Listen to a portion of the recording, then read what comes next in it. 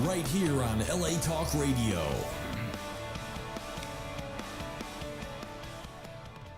What's up, everybody? I'm your host, Jerod Zavistoski, and you're listening to and watching Modern Male Radio. This is all the stuff your mama should have told you and the stuff your daddy never knew. And joining me tonight, as always, my co-host, Leah Pelka. Hi. She's back, guys. Look at us. We're just all classy. It's because we got some classy gents in here that I have to introduce. We have I can't pronounce your last name for the life of me. It's Usman Shaikh. Usman Shaikh. So that does not. That doesn't sound hard at all. The first hard part. You can do the second part. Yeah. Okay. Well, the first parts you can actually crazy. spell it out when you look at the spelling. You can. Yeah. It's like the last, phonetically correct. Exactly. Cool. But the other one's not super phonetically correct. Because there's a K-H. Yeah. Okay. Confusing. So Usman Shaikh, and then we've got Ray Jimenez. Hi. Here. So this is really, really cool. Usman is an entertainment attorney and also one of the leading proponents of social media, what is it, efficacy in the world? Well, digital media, new media, social media influence, those are within my wheelhouse and my expertise. Okay. And then Ray, you are the... I am a... I'll let you go through it. Yeah. Okay, so I own and run a talent management company called Emboldened Entertainment. I teach new media at UCLA. I sit on a few different boards, including the Talent Managers Association, and just do some other entrepreneurial entertainment projects and activities. Very cool. Cool. So we have some experts in here. So now we get to teach you guys how to be famous.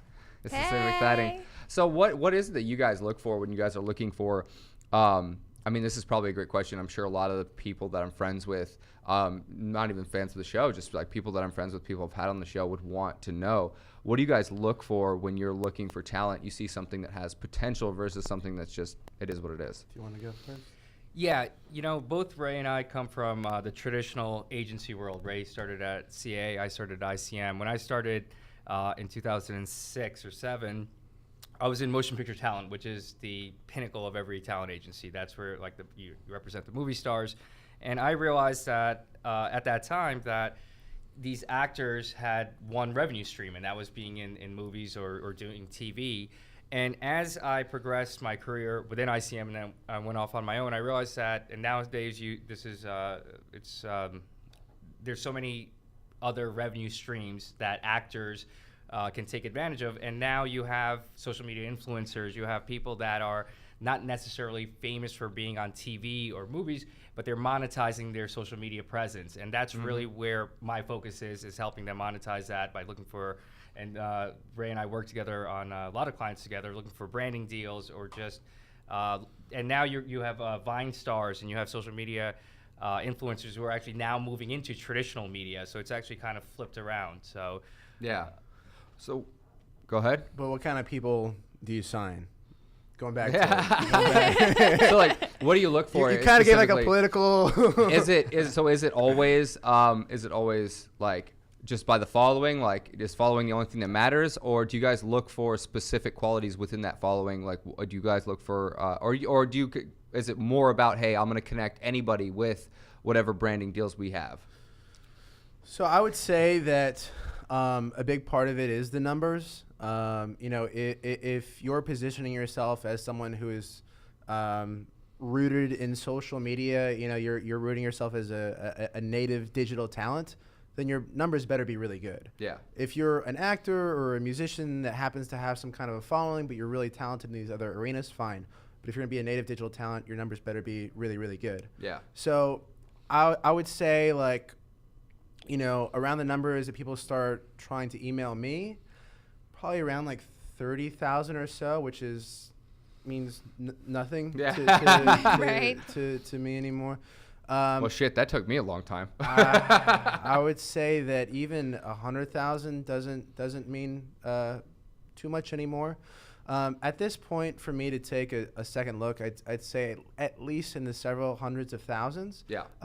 Ideally millions. Yeah. And then when it comes to view counts, like if you're on a YouTube or anything else, I mean, I work with several folks in the multi-billions. So, yeah. There you go. I like the way he says it humbly too, because it goes up in like a high pitch where he's like multi-billion. Yeah. Did you hear it right? It's so humble and sweet. But I would say, at least in the millions at this point. And it's not just the numbers right now, and especially after having my company for, we're going on a few years now. For me, it's about who do I believe in, who has a distinct, who can be very unsaturated, who has an unsaturated voice, who has a unique niche that we can fill in the market together. Mm-hmm. If I can add to that, I wrote an article, and I think you saw it on my social media and also on my webpage. So we pointed out in that article, and it's not something I came up with, the 3 R's, and that's why I was looking at my phone because I was just pulling up the article. Yeah. Relevance, reach, and resonance. Yeah. So those are 3 things that, in my opinion, define a successful social media influencer. So on the relevance side, I mean, you have to be relevant to today's time, what's going on, the zeitgeist of social and political or whatever the environment is. Reach is what Ray was talking about. Now millions of followers. Now a couple 100,000 doesn't even do it, and especially on the big brand deals, you have to have a bigger reach than that. And then resonance. Does your influence resonate to your followers? If you present them with a brand or a point of view, or do they resonate, and do they agree with you, or is there any interaction, or is it just falls on deaf ears? So that's also the engagement that people look at. Yeah, engagement is one of the key words, because like for example, I was working with one client who, the numbers were okay, not out of this world amazing, but there were people that had fan tattoos of her. There were countless portraits. Yeah. There were like T-shirts sold by major clothing lines with her face on it. Oh, so a lot of it comes down to the engagement as well. Yeah. Gary Vaynerchuk talks a lot about that, about going deep versus wide. And there are a lot of social media stars that are very wide. They're very out there. They've got their platform's awesome, but they don't really interact with their fans. Nobody's going to remember them after their social media is done.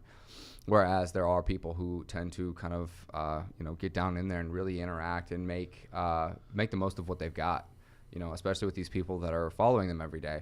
That's just crazy to me, because the amount of people that you have to interact with just keeps going up and up and up and up and up. And we've had a lot of social media influencers on this show, and when they talk about it, they're like, oh yeah, I respond to every message, I get back to everybody, and I'm just like wow.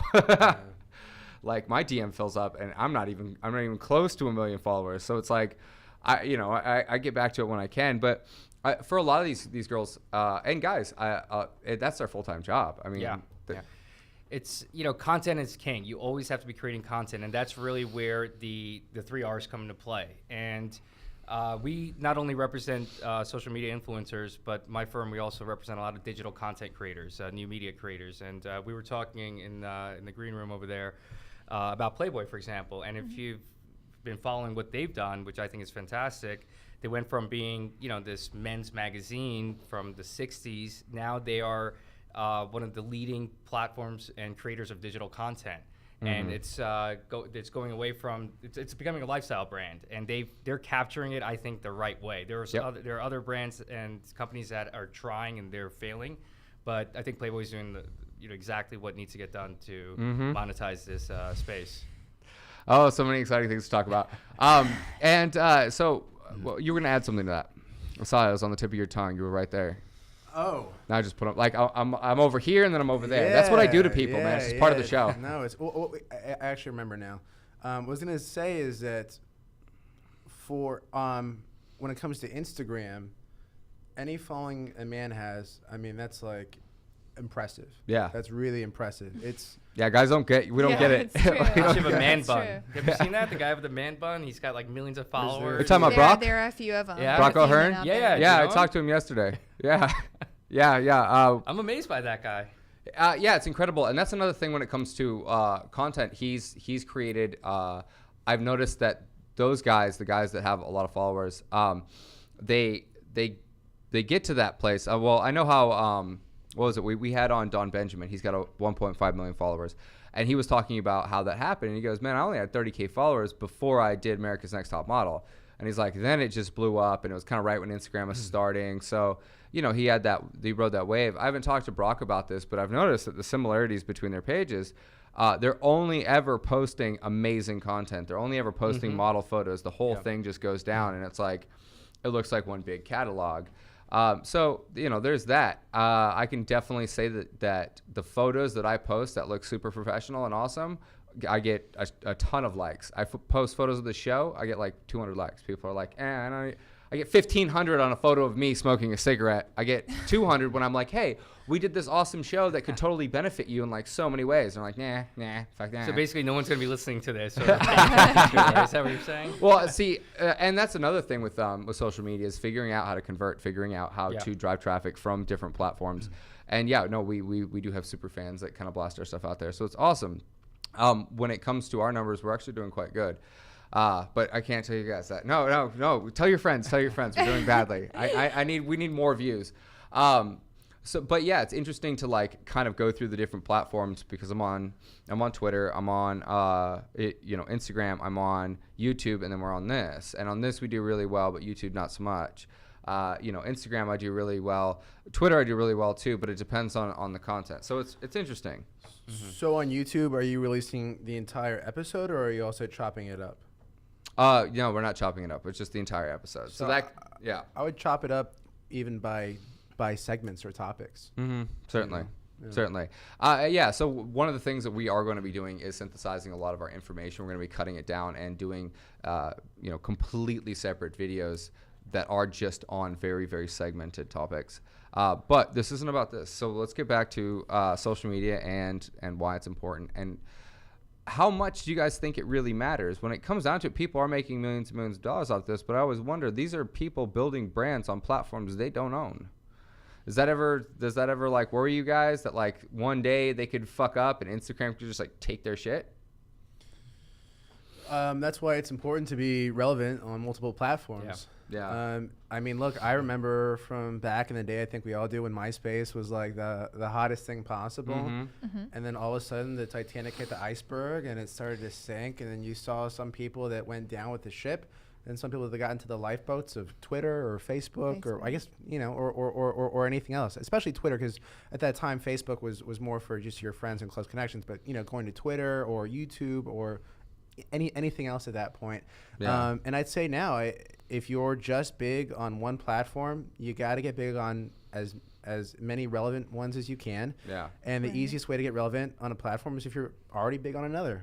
Mm-hmm. So I have a question though, because this is really interesting to me, especially celebrities and stuff, because I see this happen a lot. They'll be like a person for 5 minutes, and then they won't be that same person. And 5 minutes later, they take down their post. How do you get them to stay within their box and not post things that are either A, offensive, or B, true to their beliefs but not everyone else's? Because like you have to keep them somewhat in a box, right? So how do you make sure they don't post things they're not supposed to?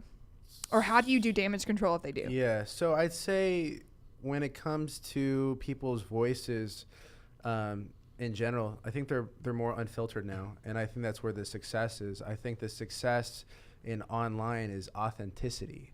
Yeah. That's the reason that I think it's evidence in our political elections coming up. Exactly. So right. You have Donald Trump, who may be a list of 100 different bad names, but he's someone that is a genius when it comes to marketing himself. Yeah. Right. And a big part of that is what he portrays as quote unquote authenticity, or people perceive as authenticity. For 100 bad names that you have for him, there's a person with 100 good names for him. That's the allure to him, is he's either you love or you hate. You either vilify him or you make him a god. Also, in addition to authenticity, consistency is really important too. And that's having that voice that, like you were saying, each post for Brock is always the same kind of image. He's always portraying the same thing.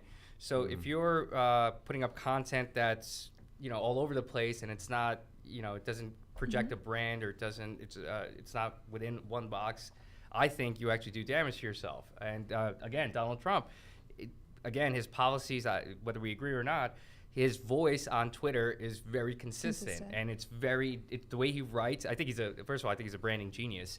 I went to school with Ivanka, and I think a lot of people would agree with that. No matter what the political stance is, they would agree that he's definitely able to manage that. And his voice is the same in on all his tweets, whether it's whatever he's talking about, it's written the same way, very short, direct, and I think that's what makes somebody successful. By just having very consistent posts and consistent content. Well, it's not only consistent in the content; it's consistent in that you see a lot of it. Yeah. And if I feel like it's hard these days to get super fans or people that are very plugged in if you don't give them new content all the time. It's like Kanye. Kanye does the same thing now that I think about it. He's like a Twitter genius, isn't he? Because like everyone, he'll write something totally irrelevant, doesn't make any sense, and then there's like a 5,000 retweets within a minute, and you're like, what in God's name?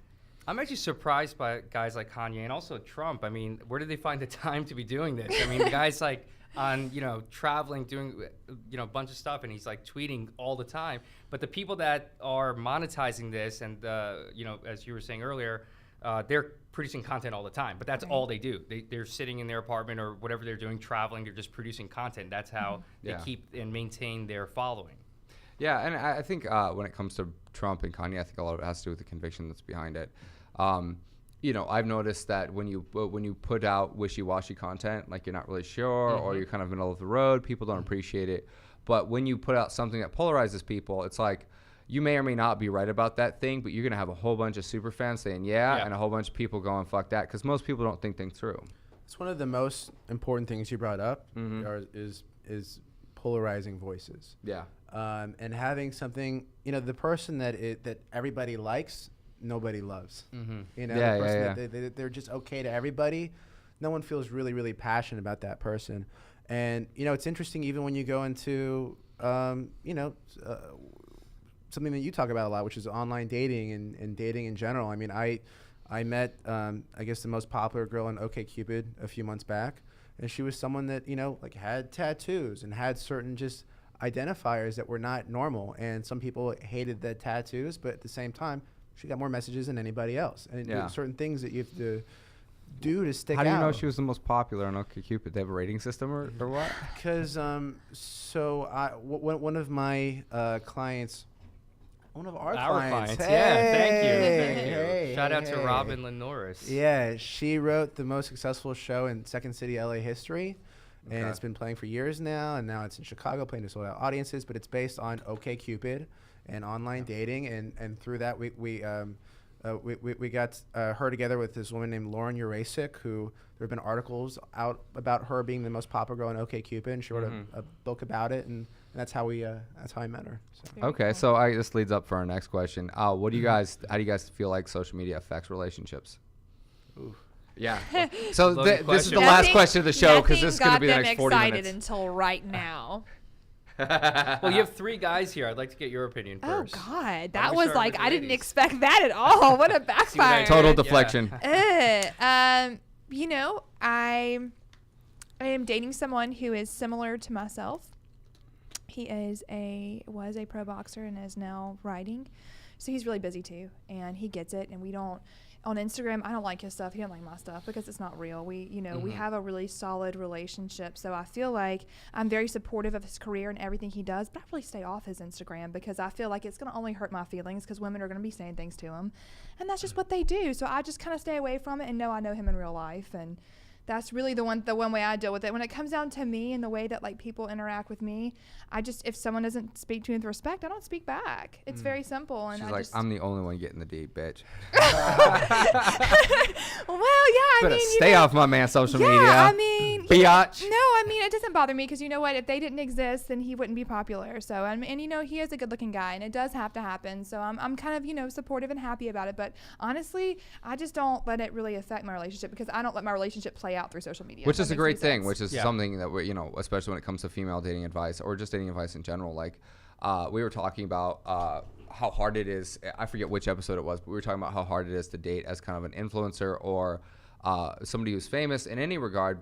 You can't date people that aren't like that because I ask him every single time before I post something. I'm like, is this picture okay? Because it's like I don't want to ever put him in a position. But that's the only way social media plays a partner. But that's because my pictures are like my booty cheeks are out. So I'm like, is this okay? You know what I mean? Yeah, but when you get up to a certain point in anything, it's like there are conditional circumstances that are going to happen that just most people never experience. They don't know anything about them. So, you really kind of have to have somebody that understands that it's like, this person's gonna get 40,000 fucking likes on their photo, and they're gonna have 1,000 girls offer to have their baby. Like that shit trips me out. Yeah, I mean, I tend to, for better or worse, tend to date models or actresses, and they have their persona on social media. And I keep, like you, I keep off that because I know that's their persona. They're doing, that's their business, is their brand. I also have a social media presence. Mine's more about my practice and my business. I don't post a lot of personal things on there. But I don't know if you guys ever seen this, like a husband and wife, somebody posts and then they comment on it and they like it. I'm like, dude, just have this conversation in real life. It's so I think that's really weird. It's like the people who are in public and they hold each other's arms like they're going to drag each other down because they have to let everyone know that they're together. Shut up. We know. Ugh. You know? Ugh. Yeah, certainly. I've been through that a few times. What do you think, Jerod looks Ray? scarred by it. It's just like when you get a fucking comment feed that's like 80 comments long and you're going, what the fuck? And it's literally just everybody kind of chiming in about one thing. And what it is really is kind of asserting their place and saying, this is mine. Yeah. You know, yeah, mine. if you know where you are and you exist in their life, you don't have to comment on their Instagram. And you know that you don't have to let everyone else know where you are because they know where you are too because he isn't around them. That's real simple. It's all You know what I mean? But what do you think, Ray? I think it comes down to, a few different things. I think that if you're someone that is dating or wants to date an influencer, and let's say that they're a model and they do, post things that get a lot of reaction from other people, know what you're getting into. Okay? Yeah. If the girl you're dating has 2 million followers and she is, post pics that a lot of guys like, if you don't like it now, you're not going to like it in a month or a year from now. So you're either cool with it or you're not cool with it. Also, all the top female influencers, if you ever noticed their content, they're not there with their boyfriend or like hugging, they have their brand and it's part of the game. I mean, a lot of their, the people that follow them are guys. They don't want to see this girl that they might have a fantasy about or a girl that they have a crush on with their boyfriend, like arms around her. And I've run into problems with that, having some women on the show sometimes that they'll come on and I'll be like, okay, show photos, like here, go post, and they'll be like, oh no, I can't have a boy on my feed. Yeah, exactly. And I'm like, wait, it's me and like 3 girls, and they're like, no, I just can't. I'm like, so we had to nip that one in the butt really, really quick. I have a full process to go through before I have models on. Did you say nip it in the butt? Yeah. That's nip it in the butt. That's epic. I was like, that's cute. But yeah, that happened once, and it came up a few other times where it was like you get to a certain place where people are getting paid for their social media, and it's like they don't want to co-promote whatsoever. Yeah. So you have to make that very, very clear. Nice. And then I've even heard of people dating other people to get on their social media. What? This is something that's come up. Like to gain a following? This has come up through multiple shows. Riding son of a gun. So what a lot of guys will, and I've heard about this with guys mostly, is that because it's really hard, like we mentioned, it's hard for guys to get a following. So I've heard that guys will specifically go after social media stars in order to get featured on their thing or whatever. It's fucking crazy. Man. That's gross. Yeah, it's like how much are you gonna do for a like on a photo? Like that just takes it to a whole new level. But I mean, you can't really knock it. It's like, hey, dude, if that's what you really want to do, like, I don't know. What do you guys think? Have you seen that happen?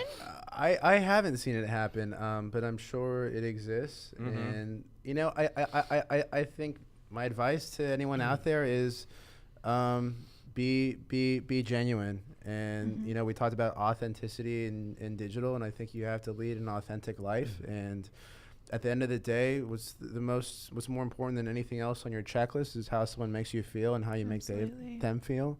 So if you're out listening, don't date someone because they have a high social media value. That's if you are, you're proof of our de-evolution. Well, no. So we had some girls on the show, and they were talking about that. And I forget what show it was. It was a while back, but yeah, that came up, and I was like, I was just blown away. I was like, really? And she's like, yeah, more than once. Like, I guess this is like a thing in LA because you got a lot of guys out here who are, they're good looking, they're models, they want to be models or actors or whatever. And you look at their Instagram account, and they got like 5,000 followers. Like nobody gives a shit. So. I've heard of it. It makes sense that could have happened or that does happen. And then, like LA's kind of got this prevalent fuckboy, condition permeating. So there's that. Like, it's like a lot of these guys are kind of fucking retarded anyway. So I think there's a lot of people that live for photographs and they live they live to create a sim world in social media that is a better version of their life. I can see that, yeah. And I mean, I think you'll hear it all the time. I mean, I remember having a conversation with someone the other week, and they said, "Oh, I went to the beach yesterday so I could go kayaking just to take pictures." I'm like, "Oh, did you kayak?" "No, I was only there for like 5 minutes. I just took a picture, and then I don't like doing that." Okay, I mean, I have done things like that though. It's like when girls go to clubs. Like I'll go to hey, having fun. Miserable. I will go to events and like charity events or like industry events just so I can on my social media I can check in, I can take a picture. I was there. It just gives my brand for what I credibility. do. Because you're a professional, though. Yeah. Yeah. I'm not doing it because I'm like, oh, I want people to like it. I'm trying to get business out of it. Right. But it's not like you jumping on a skateboard and not knowing how to Right. skateboard, Yeah. okay? Like, there's a big difference when you're branding yourself as a professional Agreed. versus you have hobbies you don't have, or you say you spend time doing things you don't do. That's just Right. weird. Right. No, I agree with that. So I have a question. With the social media being something that is so good, what are ways that both of you have seen it go badly? Because, I mean, that's obviously something someone wants to prevent. But which ways have you seen it go poorly or go south? Definitely through bullying in that's like big. high schools. Yeah. A lot of these kids get viciously attacked, and before it was vicious attacks in person, and I think online it's even easier now. And So true. to me, what's scary is the fact that, imagine a young teenage girl, let's say that she sends a naked picture to her boyfriend. Let's say Yeah. they break up, or he sends it to one friend, and next thing you know, she shows up on Monday and the entire class has seen her naked. Okay, that could not have existed, in years past. And one of the newest So areas true. of law and jurisprudence is revenge porn law. And California is one of the leaders in that. So that's a big topic, and that's exactly. It's a felony to do that, to show if you get a picture of a girl and you guys are broken up or something and you put it out there, it's a felony, It's right? a statutory, it's almost like a hate crime almost. Good. It's a statutory crime. Yeah, I was reading about that. I agree. I mean, I do what I do for a living, but I also have 2 young children that are both girls, and they're gonna live their lives. Let's not be crazy. I mean, they're gonna do things that I probably am not gonna be proud of, and I would hope that there be something out there that would protect them come later in life. On the other end of the spectrum, it's really interesting to think that like at some point this stuff might get so prevalent or so common that it almost doesn't matter anymore. It's like, fuck it, person saw me naked. Like there's some, like, you just it could get oversaturated to the point where it doesn't matter. I mean, it definitely could, but for right now, it's still not completely. And I definitely don't see myself as a puritanical person at all. But I don't know if pure saturation is great either. Yeah. But I would say that outside of, let's say, revenge porn and naked pictures, how about the fact of I'll have, let's say, a social media client who gets hundreds and hundreds and hundreds of dick pictures every week. Yep. Okay. Yep. So I wrote about this. an entire series of articles on this actually recently. Another client of ours. We share her too. Yeah, I actually had to do research on the legalities of. You want to tell one of our clients? I don't want to give up too much. But I don't think we can talk about it Okay, because she fine. wouldn't want us not Yeah, to talk fine, about fine. it. But Fair. we're familiar with. I had we're to familiar. research legal aspects of dick Ramifications pics. and So I've written a whole bunch Wow. of like My law from professors are very happy with very me. very phallus photo picture. very Yeah. very very clean like informational articles down to the most heinous comedy articles on this subject of dick pics. Because when I came out with this brand, a lot of girls were like, "Oh, what's that? Is this another misogynistic brand?" And I'm like, "No, it's actually like by girls, kind of like through men for girls." And they're like, "Oh, this is awesome!" So I put it out there. I was starting a fail page, and it was like, "Send me all of the really shitty messages that guys have sent you." And I mean, it was insane, and like dick pics, and now all my girlfriends know, so they'll send me screenshots of like super heinous things that went down on there. Boys. I gotta hand Yeah. it to girls, especially social media Yeah. influencers.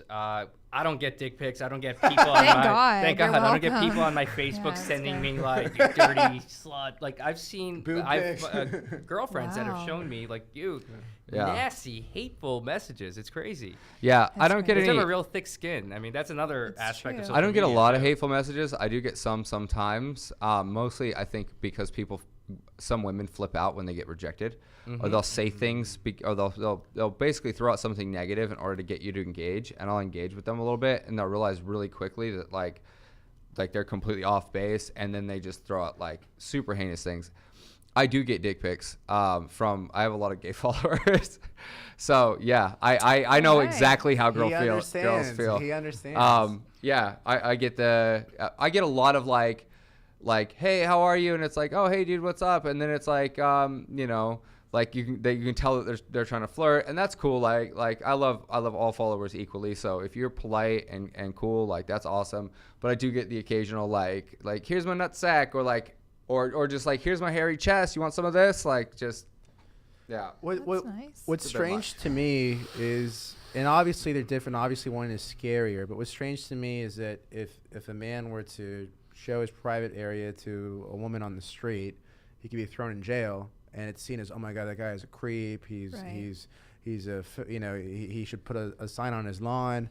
Yeah. But if the same guy just waits a few hours, goes back home, drinks a glass of wine, and then just sends his penis to the exact same woman online, it's totally somehow not a big deal. Right. And that to me is there's a little bit of a cognitive dissonance guys have there. to deal with it too, though. I know guys have to deal with bullying a lot as well. I mean, especially like, again, the guy I'm dating, David, he's writing a book right now, and it's actually part of it has to do with bullying. I mean, he grew up with it too, which is strange to think, you know what I mean? That guys would also have to deal with it, because as a fighter, he would have someone commenting on his stuff about how he's not going to win, or how he's this or that, or how, you know what I mean? And it does tear you down some. Like, that's crazy. But men are taught from a very early age that we're kind of given this thing. It's like, well, if somebody attacks you, you just hit them or fuck them or whatever it is. Like, I mean, like, you don't want him to hit you, though. Like, I don't think that people should go for that. Like, let me explain something to you, not to be messed with. He's a big man, like 6'4" of don't mess with it. But it makes people feel powerful. That's why the whole trolling thing exists. I've been pulled into that before, where people have completely trolled a post of mine, and I didn't even know what trolling was. I thought it was like, you're behind a fishing boat and you're trolling. Like, that's the definition of trolling. And I had no idea that it was actually like a bunch of like psychotic assholes that are basically making themselves feel powerful at somebody else's expense through social media, which is like, it's like the gang rape of bullying, of internet bullying, is what trolling is. Yeah. I feel like if you were to have YouTube compile a list of the people that troll the most, they're probably the biggest losers in the world. Yeah. I mean, ever in the history, could you ever imagine like someone, like any one of us, going home and just like thinking of the most hateful things we can write to people? I mean, number one, I don't feel need to be mean to people. Right. Number two, with what time could you want to do that? Yeah. And three, I mean, look, it just comes down to unfortunately one of the biggest energies in life is from that I've seen from other people is jealousy. Yeah, People absolutely. get really jealous. Yeah. But if you've been through bullying, I feel like you're a person, and I'm sure, if, like for me especially, like I can't do that to people anymore, even people I don't like, because I went through it growing up. Not that but like girls were mean to me growing up, and it was tough. But, I feel like if you've been through something like that, it's hard for you to fathom reading these things and be like, how do you write that? Do you know what I mean? Like, the thing with physical confrontation is there can be a physical consequence, and that's why bullying, maybe it hasn't been tolerated. And when it came to like physical bullying, like obviously there are bigger kids picking on smaller kids, and the solution to that was to tell a smaller kid, toughen up, hit him in the face or whatever. But there's no consequence. So cyberbullying ends up taking, you watch these feeds and they go, and everybody's trying to make these points, and then at some point it's like, fuck you, I'll find you, like, I'll find where you live and I'll fucking kill you, and then the other guy's like, here's my address, motherfucker, come get some, That's I think crazy. cyberbullying is completely different. It's a completely different animal from the bullying I'm assuming we're all around the same age, in our 30s, and I grew 28. up. Oh, sorry, man. 2 more years. When I grew up, I got bullied because I came to this country and I didn't speak English. And I was like in, like the middle school, and being like a foreign kid in like an all-white school, didn't speak English, and I got bullied. And what did I do? I decided that I was gonna, first off, learn the language and be really good at it, and become an attorney and my job is to actually be a wordsmith. Yeah. And also physically too. my dad told me go out there and beat him up, and I would. And I got into lifting and getting bigger, and you know. Yo, do you lift, bro? I grew up in New Jersey, man. That's a whole. I don't other see how story. anyone was mean to you. If like the Lion King came out when you were younger, I'd be like, he looks like Aladdin. Yeah, but like, see, hey, see, that's part of the. He's like Aladdin. Yeah, but kids don't need a reason. Sometimes I mean, I think within our human nature, we're innately good and innately bad. And I think that you can see that in society. It reflects it. There's a total polarization. It's 50-50. You look at the elections right now, and it's like you can see the correlation between the elections and human nature just Right. inherently. Yeah. Right. So when it comes down to it, like, yeah, we definitely had a completely different take on bullying. And, you know, the other thing is that when adversity strikes in somebody's life, the two things happen. They either victimize it for the rest of their life and they hold it as like this horrendous thing that happened to them, and they become complete victims for the rest of their life. Or most people go, hey, that sucked, and they counteract. It's that chip on your shoulder that all of a sudden you become so much better in other areas. So like what you're talking about. I think a lot of successful So people went through that, or they had some adverse situation in I their life, agree. or maybe they grew up, poor, or they grew up with a disability or a stutter or something, or weight problems. And a lot of people I know that are successful did have something Hit rock against bottom it. at some point. They had something happen to him that made him feel terrible. I feel like. Yeah, I think that a lot of it is gaining some kind of meaning, and Right, then something to fight also for. compensating. I Yeah. mean, with you, you said that you felt like you didn't even know that. Well, you didn't know the language when you came, and then now you're an attorney, and you overcompensated. I mean that in a good way. And I feel like a lot of times, like if you've been through something very tough, and you feel like, like maybe if I don't know with you. I mean, now you're like a dating coach. This guy's like kind of like Well, the you do Drake MMA of, too, right? You're I online agree. dating. But hey, I see someone like this. Maybe when he was like 15 or 16, he couldn't get any girls to talk to him, and he's like, "I'm gonna become the ultimate master," and then maybe that's where that he what is You happened? now. must have read my book. No, that's exactly what happened. I was exceptionally awkward with girls from 15 to, from like 10 to. Now, no, I'm just don't know. kidding. I started yeah, 10 to now. I started getting a lot better at it. I'd say around 22, 23. Yeah. But yeah, no, I was exceptionally awkward with girls, and yeah, there was I agree. I mean, like, no, Yeah. not that part. I mean, I agree that you have to go through something like that. I'm sorry, I didn't mean it like that. Again, not to, but like I went through. I've had the kids and everything else, and I feel like I couldn't do something, so I'm coming back working on my body. David's face was cut. He had an attempt on his life his whole entire life. Tried to slit his throat, and they missed it. This And- is your boyfriend. Mm-hmm. Whoa. Yeah, wow. they slit it. So because he was a great boxer, that's really the whole reason they did it. At a bar one night, some guys came out when they followed him out, and they tried to slit his throat, and they cut his entire face. And so he has this huge gnarly scar now.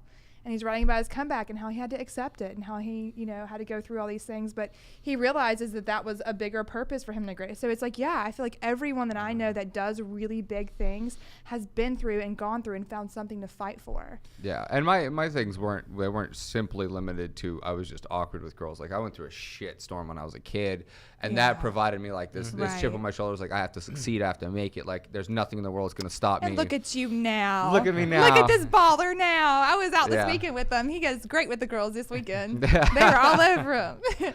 That's not true. It's true. That's not true. It is true. I don't remember hitting on any women. No, What women happened? hit on you. Oh. You didn't hit on any women. Oh. That's the positive part. Oh. Yeah, so you're Look at doing this. well. She's such a great wingman. Look at this. She's just adding all of this social credibility. That's what I do. So what were you gonna say, Ray? No, I was just going to say that I think that when it comes to anyone that is deeply, deeply successful, there is something that is not 100% normal in their brains. Yeah. Right. There is something that's not 100% right. You've got to be a little weird to Right. become very successful, Yeah. unless it was just handed to you.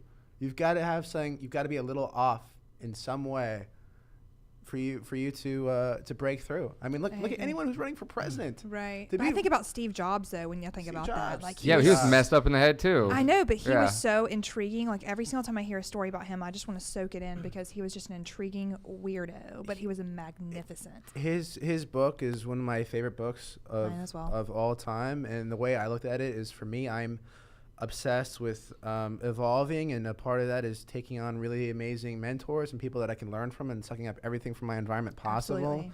And for me, when I read his book, I tried so hard because it's like, okay, this is someone who, you probably would never have met anyways, but number two, he's dead. but this can still be a mentor. Absolutely. If you really, really, really make an effort to really ingrain the way that he thinks into your daily life, and, you know, obsess over certain things that he did and how he arrived there, and then from there tweak your mind to where you start to see that perspective, then that's a valuable thing. I think a lot of successful people also are never satisfied with what they're doing, or what they always want to do the next best thing, always want to accomplish the next milestone, whatever that might be. For me, I'm always looking for the next thing. I'm very driven, and I always want to move forward. I think once you become complacent and you're just like, okay, I'm done, that's what separates when you people. die. Absolutely. It's when you die. I feel like you have to be like like sharks. Yeah. If they stop moving, means they're dead. Yeah. It's kind of how I think we all feel. And I think we're in LA too. I agree. Yeah. And you know, like they call it swimming with the sharks in LA, especially because everybody's so driven. Everybody came from small towns or wherever they came from across the world to achieve and get better. Well, there are two types of people in LA. There are people that are really driven, that they came from these small towns to come make something with their life. And then there are people that have this idea that it's about who you know, and they kind of feel like the successful thing is going to fall in their lap. They haven't put in any of the work. They haven't developed their art form or their craft. I feel like people think that they're so you have a whole bunch of kind of people kind of taking that fake it till you make it principle and throwing it on its head and going, you know, fake it till you make it. It wasn't just completely make up the fact that you know, don't tell people that you're an astronaut and meet a whole bunch of people out at a bar and you know, I see this a lot. There's a lot of BS. People kind of think that success is this thing that can fall in your lap, and it's like, no, you create it. Yeah. It is something that comes through the actions and work that you produce. That's it. There's another group of people in LA too, besides the two you pointed out, that are the people that actually grew up here and grew up in Hollywood or right. 2 for 2. I was gonna say that those people are the ones I find aren't as driven as the people that actually came here from. I'm from the East Coast, New Typically, Jersey, New that's York. true. I'm from the East Coast as well. You guys, the West Coast people are not motivated. And the people I meet that grew up in Beverly Hills, went to Beverly Hills High, and this is the part of their life. I could pinpoint them a mile away, and they're so much different than my friends, who most of them are from the East Coast. LA. I agree. That's funny. I didn't know you were from the East Coast. I'm from Maine, so yeah. We talked about it when we first met. Very dubious circumstances when I met him. I find that LA people are very, very down to earth. They're Zavistoski. very, very chill when it comes to things. I wouldn't say that they're necessarily unmotivated or undriven. It's just I don't feel like they had a choice about the kind of this glitz and glam. Like a lot of us were like, oh, we're gonna go to LA and we're gonna make Exactly. And they grew up here, so it's it's nothing new to them. And then I mean, by geographical default, they ended up here. And anybody who wants to make the most of that opportunity certainly can.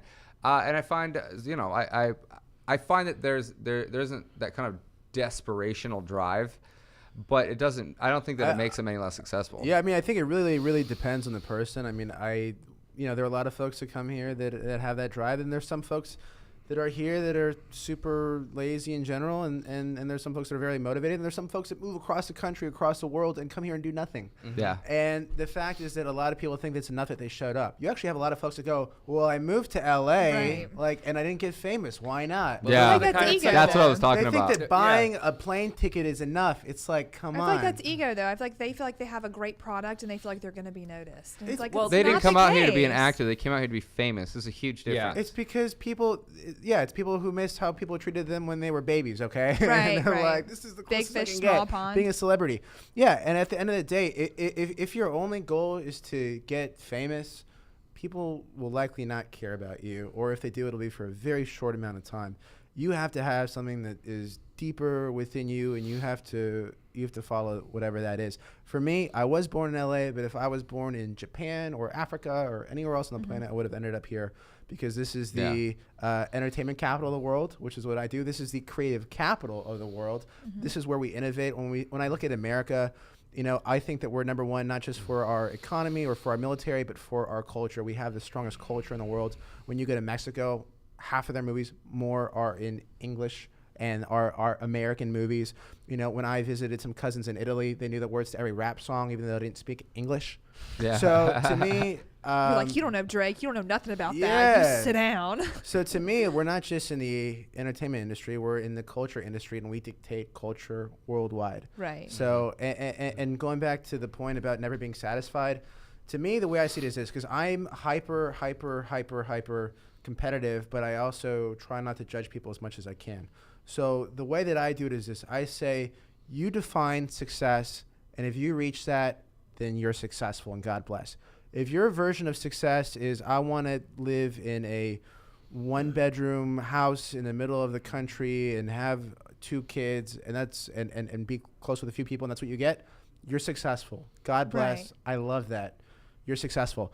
To me, the way that I define it is it makes my life a much more arduous process. Yeah. And for me, mediocrity is failure. Being good is failure. I think even being great is failure. Absolutely. It's at the highest point that there even, I think, exists in the universe. And so much of that is not so much driven by my ego, but more so that I just feel such a responsibility to do as much as possible Yeah. to Yes. help people, Right. and feeling like I have something to contribute. That's just- your passion, Yeah. though. That's Yeah. what you feel strongest about. When you're And- here, put as many irons in the fire as you possibly can. Do as Yeah. much good as you possibly can while you're here for the short time you're here. Also- that's how I feel. Yeah. Also in LA, there's a culture of take. Like actually in America in general, it's take me, Right. me, take. Instant What can I gratification take? and take. Yeah. So I was explaining this to somebody just recently that when I wake up in the morning or when I set out to do something, I say, okay, what can I contribute? What can I do to add value to something? What can I Yeah. do to contribute to Absolutely. someone? I always ask whenever I'm in a business meeting, when I first meet somebody, I'm a heavy networker. When I meet somebody, I say, okay, so what can I do for you? What is it that how can I help you? Yeah. Not many people say that. It's always people wake up in the morning and say, okay, what is the world gonna? What am I gonna take? Yeah. What can I get today? Yeah. Money Right. or fame or self gratification through a picture. So that mentality has to. I don't think you can be successful with that mentality. I agree. And when you kind of analyze what people have said in any industry, like I was listening to something, I forget, I think it's Bryan Cranston or the guy from what was it, Breaking Bad. He was saying, you know, what you're doing is you're building this up and you're presenting it as this thing to be enjoyed. It's like you're not acting so people can look at you. You're acting so you can give this awesome performance as something that's going to move people or change people. Mm-hmm. That's what art is, though. Yeah. Right. True art comes from a place of giving. Yeah. You know? Absolutely. And for me, I think that artists have one of the most important roles possible, and that's creating beauty. And I think in Right. life there is guaranteed ugliness. Mm-hmm. Yeah. And I think that any extra beauty is a service to humanity, whether it's being kind to someone or creating amazing art. Right. And to me, what's amazing is that art helps people enjoy each other more. You know, Right. if you are out with your boyfriend and you have your favorite song comes on, Right. that song helps you connect even more. Right. You know, or whether I see Disneyland as great art. That is art. Yeah. You know, look how many families go there and they're able to enjoy their families even more.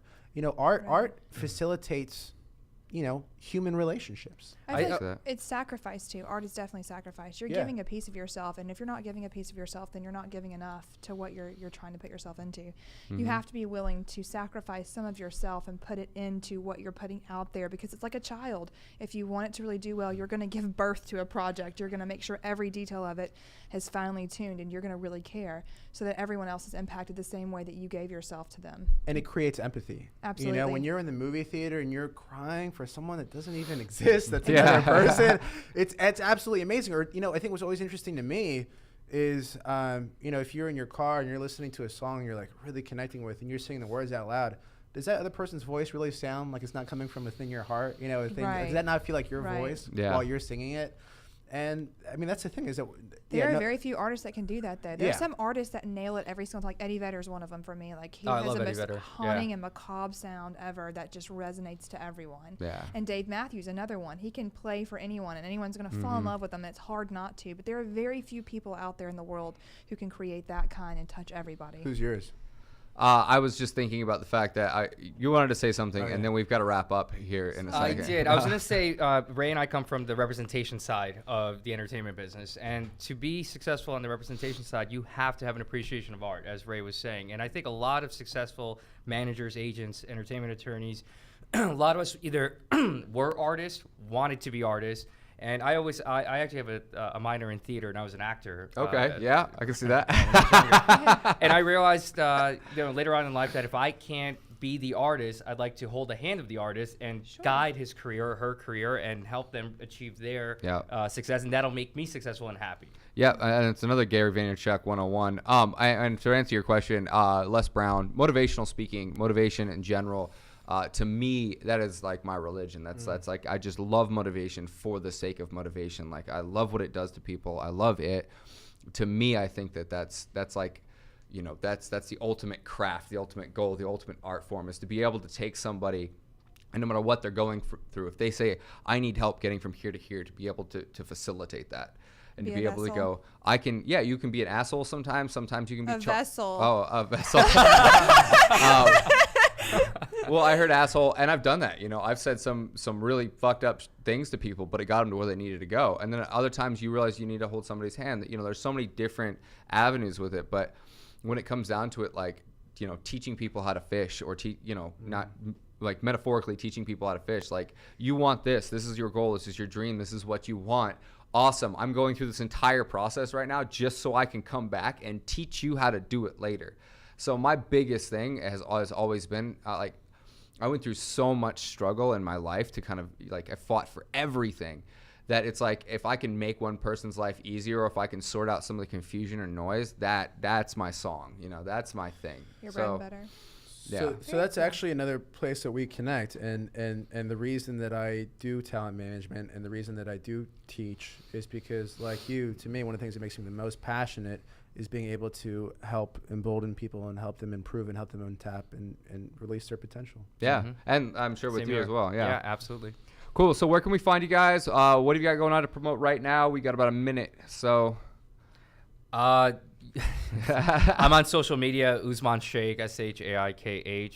Okay. Well, I should have probably spelled my first See name the problem first. now. My bad. USMAN and then Shaikh, SHAIKH. I'm on Facebook, Instagram, etc. it should be, his name should be right up here. So. I am Ray Jimenez. It's, I guess, the thing above me. Yeah. And on social media, Ray Jimenez on Facebook, and on other stuff, it's Ray DPJ, just my initials. And in terms of stuff to promote, just too much stuff to even talk about, and too many clients to name all at once. But yeah, just awesome. All right, Leah Pelka, LeahPelka, Twitter, Instagram, and now Snapchat. I know. And I will be at EDC in Vegas. Whoa. So I will see you guys there. Please come out and say hi. Awesome. And as always, you can find us at modernmailinc.com/radio. If you're watching this on YouTube, please subscribe. If you're watching this anywhere else, you can find us at modernmailinc.com. You can find us on all social media platforms at modernmailinc. We're on Twitter, Instagram, Facebook. Check it out. So that's it for tonight, folks. Thanks for tuning in to Modern Mail Radio. You're listening to Modern Mail Radio with Jerod Zavistoski, right here on LA Talk Radio.